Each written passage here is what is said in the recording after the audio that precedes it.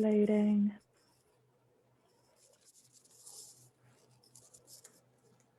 Hi everyone, I believe we're live. Hi and welcome to Online Events Made Simple, the live podcast, another week.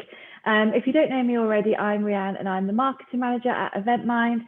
And today we're joined with the lovely Ricardo Molina, who is currently in Colombia and it's 8 a.m. It's so early for you, Ricardo. How are you doing? I'm very well, Rian. Thank you very much. It's very early, but it's nice and bright and shiny. It's so bright there compared to rainy London. You're very, very lucky. So Ricardo, you're the co-founder of Brightball Marketing. Tell us more about yourself and more about your company. Well, I founded Brightball about 10 years ago, and that was kind of the genesis of a really exciting journey. And we, as a business, as Brightball, is an organization that helps media, events, and B2B or events companies to build online communities and to get them on the journey of digital transformation. So that generally kind of materializes in the way, shape, or form of helping them onboard them onto a tool like HubSpot, which we are our partners, and then we are like a specialist in that area, helping them bring all the processes, CRM technologies and everything into the system, but more importantly, how they can build and grow their online communities that they nurture from their events. Yeah, absolutely. And how did you get into the industry? So many people we speak to on this podcast, they seem to just like fall into the events industry or fall into marketing. How did you get into it? Well, I kind of also fell into the events industry about 23 years ago, surprisingly enough. And I started working for a global events and conference organizer. And I've been there for about 10 years, building, basically I started from the ground, from the bottom, and started from the ground up until I was marketing director of a large team of about 10, 15 individuals and managing large portfolios of events all over the world. So, and then I moved on to Brightball to found Brightball with my wife, which is my co-founder, who I've met in the same company. And amazing. And just to do all the kind of the interesting stuff and then the digital side of things of events, which is kind of where most people don't necessarily kind of pay that much attention to. Yeah. That's super interesting. And how do you find it owning a company with your wife? That must be pretty hard to try and find, the work-life balance between, coming up with business ideas, but also she's your wife at the end of the day.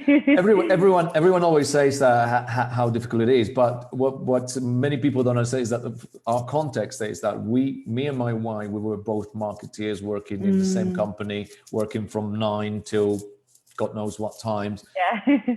Like we were face to face, sitting on our desks as part of a marketing team. So we kind of the dynamics of working together. We've actually we've covered that for a long time because we've been working together for the last 7 years in the organization. So it's not that difficult, to be honest. I actually find it kind of quite invigorating because like we are aligned mentally as to from the marketing point of view, from the business point of view. We know where we want to achieve. When we get projects, we just kind of brainstorm together. So it's actually quite good. I don't actually have a real issue. And for us, there's all blurred lines as to personal and business life. But again, this is our passion. So it works for us, and we're still together. And I think we'll for the foreseeable future. So it should be fine. It wasn't an issue. It hasn't been an issue.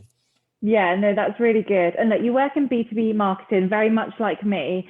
What kind of services do you offer? So for the people listening right now, what is B2B marketing? What does that mean? And what are you kind of offering to your clients? Well, to be honest, anyone in B2B will know B2B is just basically businesses selling to other businesses. It's as simple as that. And as I'm saying, predominantly the services or the way in which we help a company or the normal engagement that we have with anyone that works with us is, number one, they want us to help them with the strategy, helping to build an online community strategy, an inbound marketing strategy, how they're going to be able to generate new leads or how they're going to be able to basically get additional reach beyond their database. And now in these days, inbound marketing and getting that exposure, filling the top of the funnel with leads has a lot to do with, number one, online communities, and number two, with how you produce content that is engaging, that is inviting, and that basically adds value to users. So that's that part of the strategy. And the second piece is that many people think that digital marketing is just doing social media, that digital marketing is doing just those things. And it is, but there is an element of, it's not easy and it's a lot of work. So generally when organizations start a journey on the inbound marketing or community building, there's a lot of work that needs to be done in the content production side of things. And it's about personalization. So it's not about sending one email to all of your database. It's about segmenting your database. It's about sending different messages. As you know, probably on social media, it's not about one message that you blast out. It's just, you need to personalize, you need to be consistent. So technology as an enabler and as a facilitator of making things very easy for users and making it very easy for the companies to do that, it's fundamental. So there is no strategy or online community or like digital transformation process that does not involve the technology piece. And that's kind of one of our strengths is technology to make your job and your life easier, not only from marketing teams, but also operations, production, content production, and and sales predominantly. Yeah, that's such a good point. And I think a lot of people, when they just hear marketing, they think you're just doing some coloring in or just, putting some posts out there. But no, there is a lot of brain work behind it. And you mentioned building an online community. This is so important at the moment, especially in the middle of a pandemic, where people are feeling a bit lost and they want that kind of escapism, I suppose, to a community. How do you create an online community for those listening? Oh my goodness me, that's kind of that's probably 2 or 3 hours of conversation. but essentially, I assume that like the people are looking at this video or looking at this interview are events people, are people that have been running events, organizing events, or attending events for a very long time. And to me, an online community or a community in itself, events.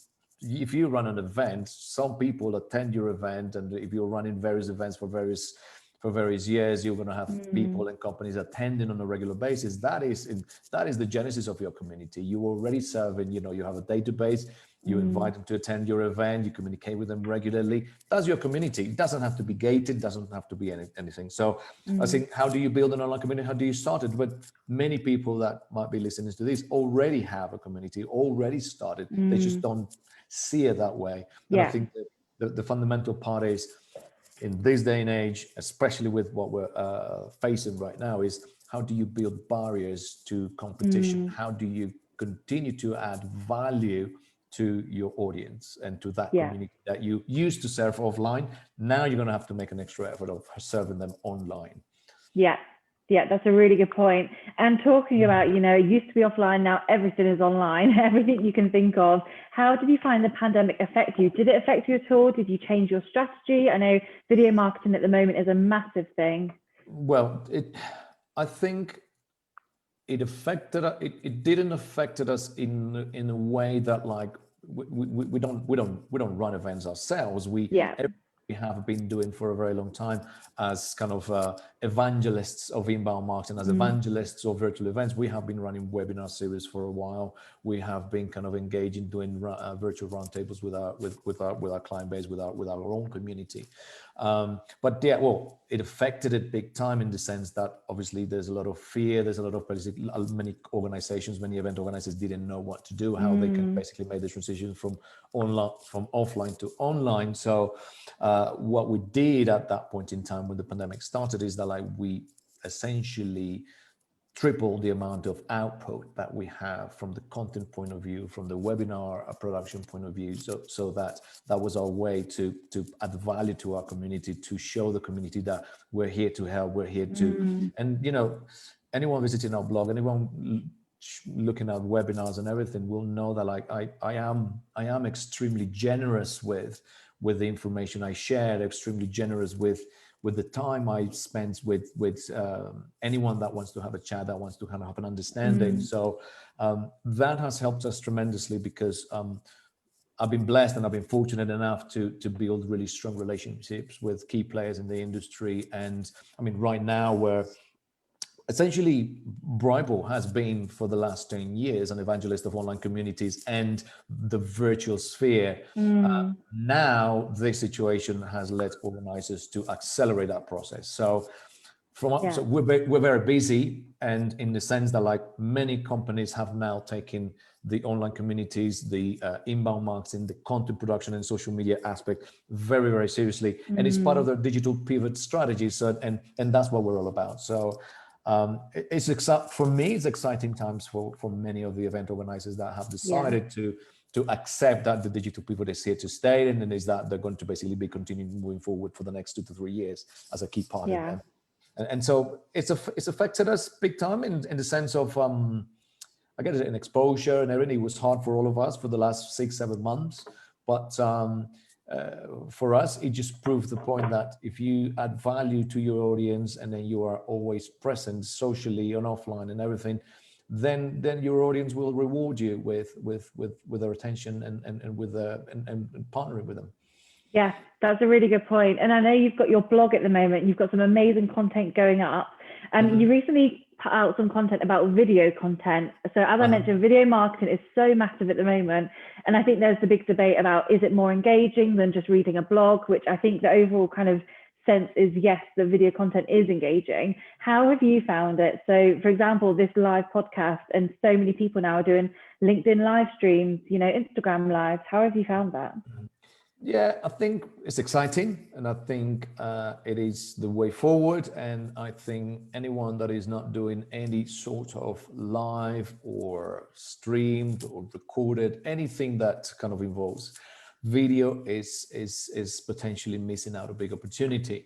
So and when you have a situation like this, I don't know how many people are watching this on live on Facebook, but there's going to be that video that is going to be staying there for the perpetuity, right? So and it's about how you and I, as participants in this video or in this session, are going to amplify the message post video, so that we invite people to listen to. So if whether we might have 50, 100, whatever number it is, we can get 2, 3, 4, 5 times more people watching this video after this video has been recorded. So it is critical, it is fundamental, but more importantly, it's very easy, or easier as a content production tool, to then take this video, slice it, dice it, put it on social media in different ways. And because now there's kind of very cool editing tools that you can do. And especially an interview like this is it's informal, but it's fun and it's interesting. Yeah. And then people like that, because people are just kind of interacting with human beings, or are hearing 2 human beings interacting. So it's fundamental, it is critical, and you have to have video as your social media, as your marketing tool moving forward, predominantly for the benefits that it brings.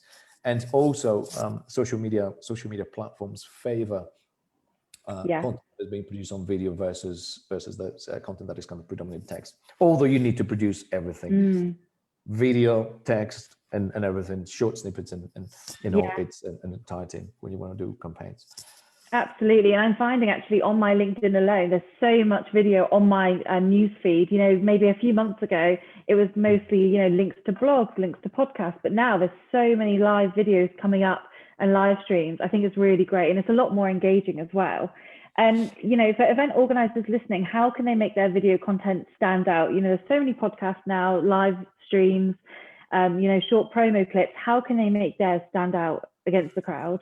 The reality is that the way in which you may, stand out. How do you stand out your videos? Obviously, produce good videos. Either use a high definition camera. Honestly, is just produce a high definition camera. Make sure that you have your good connection. But I think ultimately, it all comes down to the content that you're producing. Are the themes and concepts and elements that you're discussing with whoever you're discussing or whoever you're presenting, are they really relevant to the audience you serve? And if the answer is yes, then that's kind of how you are kind of build barriers to entry for your competition. That's kind of how you're going to stand out from the crowd or within your audience. So whilst it's a lot about, yes, you need to look fresh, you need to look good, and in the way of the quality of the video that is being produced, I think the most important thing is the quality of the content, and, Yeah. and how much it's all about. To be honest, content production is all about adding value to your audience, solving their problems or Yeah. helping them solve their problems, pointing out how they can achieve their goals better, efficiently. And ultimately, if you're doing that, then you're producing top content. Yeah, that's a really, really good point. You always need to be thinking about adding value. You know, are you just putting a video out there for the sake of putting a video out there, or have you thought about, you know, are they going to take something from this? And the reality right now is that, like, look, you serve an audience, and they are unforgiving in the sense that if you go live and then whatever you're discussing it doesn't make sense, it's not relevant, it's nothing, they're not going to tune in again to whatever you're saying once again. So you always have things are becoming very difficult because anyone out there can do what you and I are doing. And if any other else, someone else, your competition or someone from the back room and everything, is having better conversations with people in your audience, or is having more intelligent conversation, or is adding more value than you are, then you've lost the game. So I think that's kind of fundamental. Absolutely. And I'm sure, have you heard of Clubhouse? It's the new kind of social craze. That's kind of a really interesting app that's come out where I think Clubhouse, have you heard of it? No. It's crazy. So it's a new social app that has gone from kind of 0 to 100 in minutes, where kind of all of the event professionals, is invite only and it's audio only. So I think we can expect to see a lot more of Clubhouse use within the next few months, where, you know, you get the fear of missing out where it's invite only. And once the audio and recordings kind of happened, there's no recording of it anywhere. So I think, again, it's using strategies like this and, you know, different strategies to other companies where they might just be doing, you know, an Instagram live. Think about these new features on the market as well. And TikTok as well, for example, that's, again, kind of gone from 0 to 1,000 super quickly. Going on to virtual events, how have you found kind of attending virtual events compared to in person? I know it's been a kind of a 50-50 topic this year, and they are improving, I believe. I think to be fair on everyone in the industry, to be fair on the organizers, the event organizers that have had to, you know, pivot or you know, from offline to digital in a very fast way. I think a credit to them, because I think they've managed to do very well overall. Yes, you might have the glitches here and there from some organizers that, you know, were not experienced, but everyone had to learn very fast. So on that sense, in that sense, I think that's improved a lot, because people are now getting more comfortable producing and kind of interacting in a virtual environment. I think from the technology point of view, again, all these technology providers had to, in some cases, improvise, had to accelerate their pipelines on development on the tools and technologies. And I think the fundamental aspect of right now is, and in my personal opinion, is the event networking, and how do you bring that networking element online? I don't think anyone's cracked it yet. I don't think there's any tool that will kind of allow you to build that sort of connection one-to-one, or to have a kind of a proper conversation in the way that you would do it offline.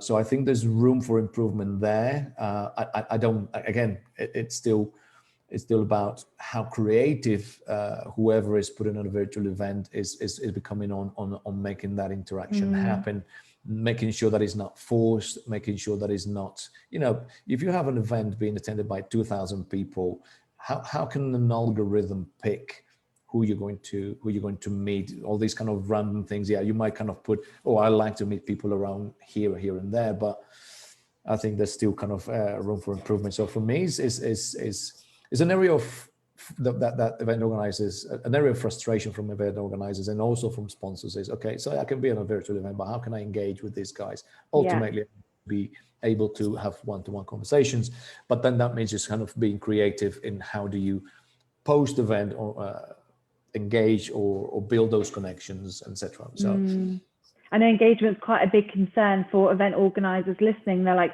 should I just, put my events on hold for a year or however long it's going to be? But I think there are engagement things out there where, there's artificial intelligence or gamification. There's so many things now where it is giving you the option for kind of engaging your audience, but it's still a bit of a gray area. Yeah, and I think ultimately the aspect of the engagement thing is about how the organizer or whoever is hosting a virtual event, how are they moderating and how are they incentivizing that to happen live, or for that to happen while their event is being produced. Because gamification, again, you're kind of relying on an algorithm to do certain things, and or all these kind of random things. These algorithms try to match you, but they don't really know who you are. But if you are someone that, if you as an organizer know your industry, you as an organizer know who's participating in your event, you know who's live, you are the one that can go and build those connections virtually, or is the one that can kind of understanding if I don't know, if engagement is not happening or people are a little bit kind of switched off. Okay, change the tune, change the tone, change the thing live. You need to almost improvise and be aware of that. But if you're expecting people just to get together on a virtual platform and take it from there, no, you need, that's kind of where the creativity comes from. From the organizer. Event organizers need to become very creative. They need to be trained on how to do live broadcasting, how to do, you see what I'm saying, how to improvise. Improvisation is key to get these engagements going. And if you're relying on technology, I think that's not, That's a really good point. Yeah. And we've just had a question come through actually. So what does the future look like for B2B community building? Where can you see that in the future? Well, it is the future. Well, I'm biased, but no, in all honesty, it is the future, because right now, a lot of people, the barriers have come down. So if you used to produce a really nice offline event that people had an amazing experience and everything, now you don't have that. So barriers have come down. So whoever want to enter into your market, whoever wanted a piece of that pizza, is having now the ability to go and grab that piece of that pizza, add extra toppings, and make sure that everything is kind of nice and exciting. So when you have served a community for a period of time, or if you are serving a community for a period of time, and I'm talking about serving your community with whatever it is, but generally an event, an online event, or a webinar series, podcasting, whatever it is.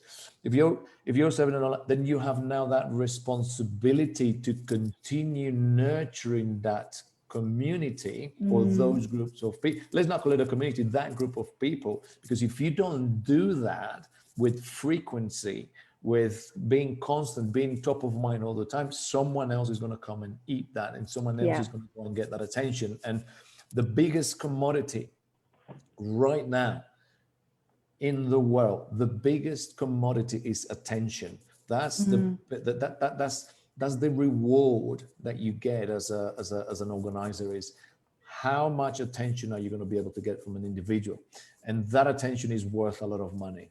So that's kind of where community comes in. So you need to be available on every channel, on every medium, whether it's on video, whether it's on audio, whether it's on written piece of content, or whether it's on social media, whether it's on email. So you need to have, so community becomes like this important entity that, and I think one of the big issues is everyone thinks that like you just put everyone on a LinkedIn group or on any group or a Guild app or anything like that, or wherever you want to put it. It doesn't really matter. Technology really is about there's a certain group of people that are going to be interacting, and you think that like because they are in the same industry they're going to interact among themselves. That's not right. That's not true. You as an individual, you as a key leader, or as an influencer, or as a person of influence, driving your community or serving that community or running this business, and have the responsibility to stay top of mind within your audience, because again, everyone wants a piece of that pizza.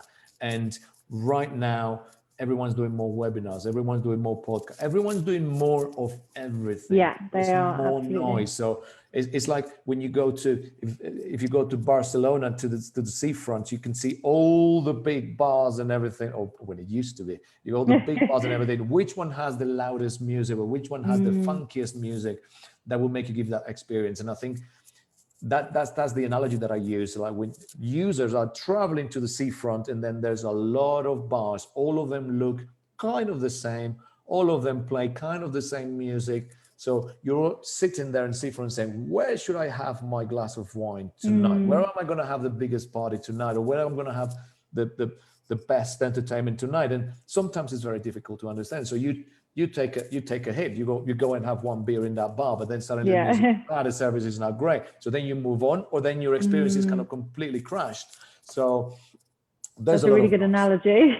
you say that, like, you go on LinkedIn and you see a lot of boom, everyone's doing videos, everyone's being like the super influencer, but what's going to make you different? What I don't know. Is it the tone of voice? Is it that you paint your face blue? Is it that whatever? Is it high definition or not direct definition? It depends on your audience. It depends on how people will consume that content. But I think that's to be honest, it's very hard. It's very hard because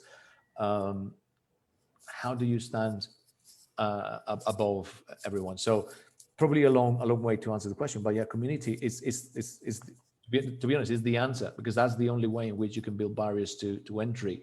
And whether you might have a community of 10, of 20, or 100, but those guys are the ones that are going to make sure that and rewarding you with their attention. And as long as they meet the profile of the people that you're trying to reach, they're the ones that are going to help you expand all that awareness of what you do. Absolutely. We've actually had a few more questions come in, which is brilliant. It shows that you're clearly engaging on this video. So following up on keeping the audience's attention, what should organizers focus on more? Engaging content, visual stimulation, and how can you keep your audience engaged?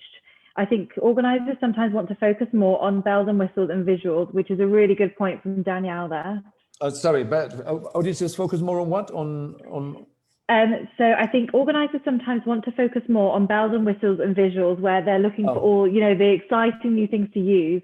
But what's more important, engaging content or visual stimulation? Well, look, at the end of the day, as I said earlier, the intelligent content, intelligent conversation is paramount, right? But if your event or if your community or whatever it is one of 10 of those kind of bars in the seafront that has the shabby chairs, that doesn't have a good sound system and all that sort of stuff, no one is going to look after you up unless someone that has been in that kind of little shack and everything. So no, you know what? The best bar in that seafront is that little one, the one that doesn't look great. But you don't really want to be having someone that doesn't look great, but no, you want to be so to the point.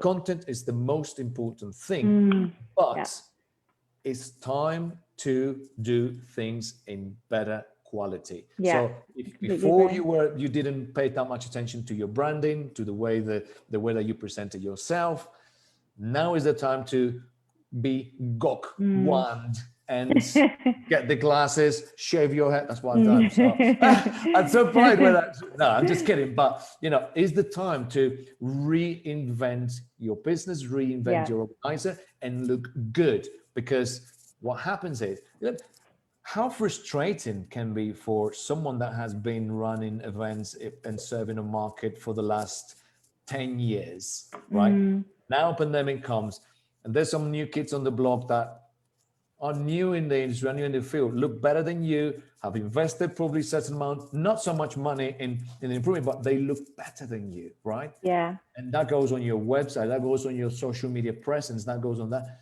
That is frustrating and that's infuriating. So that's kind of why you really have to, it's basically, now is the time to step up digitally, big time. Wherever you can, that's good. So if you can afford bells and whistles, great. If you can't afford bells and whistles, there's a lot of technology that might not kind of allow you to hire an agency to do certain things or certain creative, but you can do that yourself. And if you don't have that yourself internally, then get some training, get someone to do all these things. I think the best thing that all these event organizers from a while back can do is just hire digital natives. Everyone complains about the millennials, but millennials are the ones that are going to come to save the day when it comes to using new technology, creating videos on the go, slicing and dicing content from within their phones. That's kind of how you would create that bells and whistles. But content part is important, I guess. I'm sorry. I completely agree. I think, like you said, to stand out, you need that engaging content. If you put one piece of content out that someone's not interested in, like you said, one video like this that someone's not interested in, they're very unlikely to come back. So 100% I agree with you there, content over visuals. Just one more question we've had before I'll let you go. So someone said, what trends are you seeing in the B2B community building? So are there any trends at the moment, that you're seeing? Okay, the overly simplifying this, and I'm very happy for anyone that has questions to pick me out on LinkedIn or send me an email, whatever. But the trends before on communities have been like on top of the funnel communities. So it was about volume, right? It was a big volume. Let's just get the biggest amount of numbers and all that sort of stuff. The trend that I'm seeing right now is towards micro communities. So advisory board level type of communities, communities of 20, 50, 200, 1,000, and then just making sure, because when you have a long community, then it's always about engagement, and everyone's complaining, oh, I have a community of 10,000, but only 1,000 people, only 100 engage. Well, that's the statistics. Those are the benchmarks. So don't be too bogged down to it. But it might well be better for you to run a community of only those 100 that are engaged. So let's just bring all those 100 and create tremendous amount of value. There's nothing better than going into a forum, a group, whatever it is that the communities that we as individuals belong to. And every time that we go in, that we see a lot of value being added, or if we post a question, or if we want to get information from peers, then we get boom, a lot of responses. That is hugely satisfactory, and that allows me to stick in. So trends in communities is from top of the funnel communities to bottom of the funnel communities, which are like micro communities. So when that organizer or that company that had a big community of 1,000 or 10,000, very likely things are kind of shifting into running 4 or 5 micro communities serving specific needs. Is specificity the answer? Absolutely. I think micro communities are massive at the moment. I actually spoke to someone in a kind of similar way, where on social media, she doesn't have loads of followers. However, she gets so much engagement. So I think, again, it's not to focus on the followers or the numbers.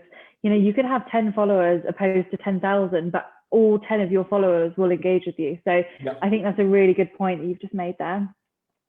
Lovely. It's been great speaking to you, Ricardo. I will let you go now. I know it's super early for you in Colombia. So thank you so much for joining. And thank you everyone who popped some questions in the box. Where can people come and find you? I'm sure lots of people have more questions to reach out to you with. Yeah, anyone can just kind of find my name, just Ricardo Molina on LinkedIn, ping me an email, connect with me and send a message. I'm sure that through Facebook, you are going to be able to post the questions. I'm just going to log on later and then attempt to answer them.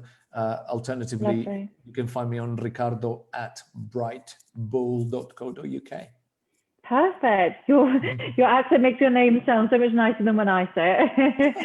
So thank you so much, Ricardo. And thank you everyone who's tuned in or watching on demand. Like Ricardo said, if you have any questions, then pop them in the box and we can go back to them later on today. Or if you'd like to be in Ricardo's position and would like to take place on this podcast, then pop me a message on LinkedIn or email me at rian@eventmindpro.com. We hope you all have a lovely day, and I'll see you all next Wednesday. Ciao, ciao. Take care. Thank you.